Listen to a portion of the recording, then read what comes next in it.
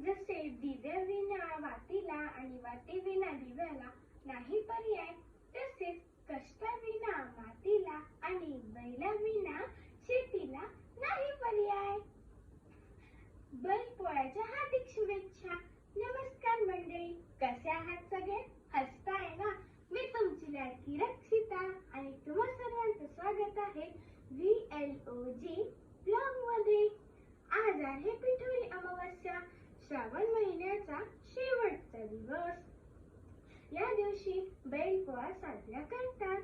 भारत हा कृषी प्रधान देश असल्याने बैलाला फार महत्त्व आहे.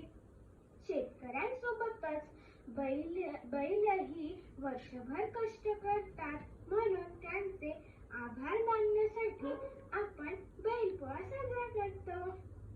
बैलांची आंघोळ घालून त्यांना सजवून त्यांची गावात मिरवणूक काढून पूजा करून पुरणपोळीचा नैवेद्य दाखविला जातो.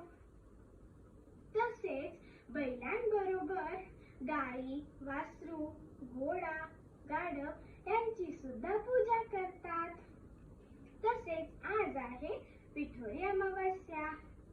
स्त्रिया आपल्या मुलाबाळांसाठी आणि सुखी संसारासाठी व्रत करून पूजा करतात. चला तर मग मंडळी, शेतकरी बांधवांसोबत आपणही उत्साहाने बैलपोळा साजरा करूया आणि पुरणपोळीचा आस्वाद घेऊया.